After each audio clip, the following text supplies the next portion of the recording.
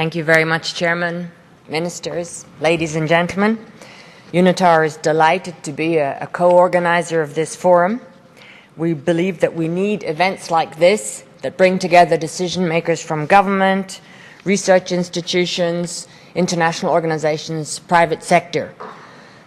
New technologies, and satellite technology in particular, are key enablers of global change.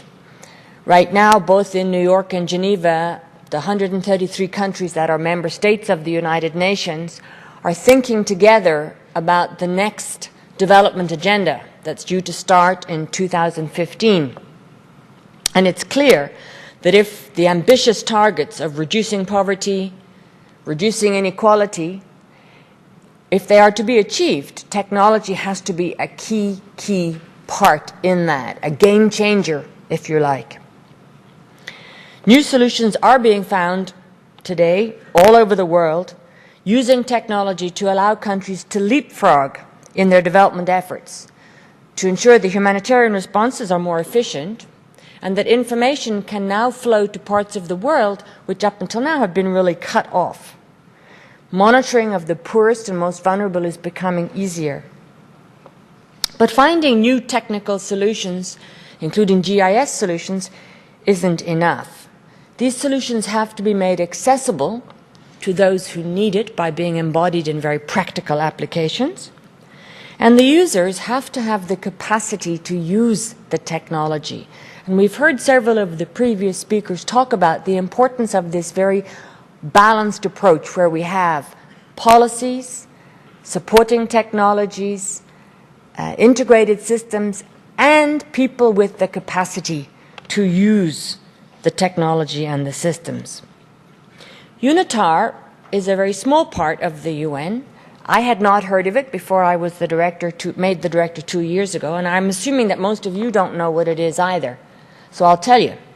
It's the UN Institute for Training and Research, and it was set up in 1963 when so many countries were getting independence, and those countries did not have the capacity to take their role, to take their place in the United Nations, in the global decisions that were being made. They also didn't have the capacity to implement those decisions. So UNITAR was set up mainly for training, but also for niche research to cover areas of great importance in the United Nations deliberations, which were not covered by other parts of the UN system. And we've ended up with several niche programs, one of which is UNOSAT, which many of you may have heard about. And this is a program that's been developed over the years to develop practical applications of GIS technology in the service of development, humanitarian assistance, or even peacemaking, and to make sure that people have the ability to use these applications. So, for example, UNITAR is working to provide the images used by the United Nations in its immediate humanitarian response. The images are made available to the non-governmental organizations as well as to the UN agencies working on the immediate response. We also provide help to countries to use geospatial imagery in combating climate change and deforestation. We support the monitoring of human rights by using geospatial imagery. And we work with countries to help them reduce disaster risk. We have several other areas as well, and I'll come to one of them in a moment. But in addition to developing these practical applications of GIS, we also have training programs to build the capacity of national actors to use these new and smart technologies, which is essential if progress on a large scale is to be made and attained. An example of this two-sided approach is our RES-O project in Chad. The project is done in partnership with the Swiss Development Cooperation, and we're very grateful for their support. On the one hand, we work with the Ministry of Hydraulics in N'Djamena in Chad to develop a practical approach using GSI for water resource mapping. And when this application is used properly, it increases the efficiency of well drilling from 40% to 60%. This is a 50% increase in efficiency, which is an enormous saving in very scarce resources, as you can imagine.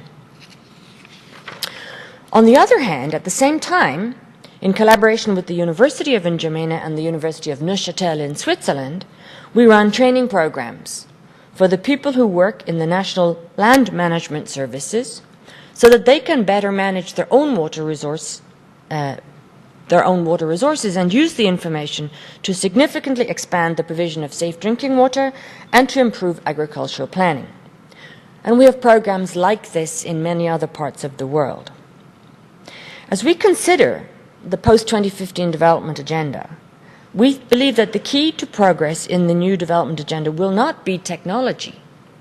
It will be the combination of new technology, practical application, and the building of national capacity to use the new technology. This means that we have to get much better at working together.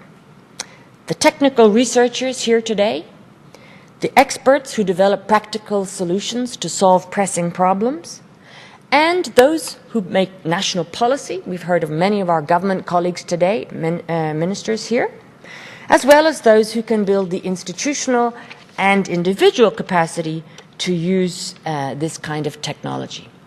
That is why we believe that this kind of forum, bringing all these parties together, is so important, and we're very happy to support it. Thank you.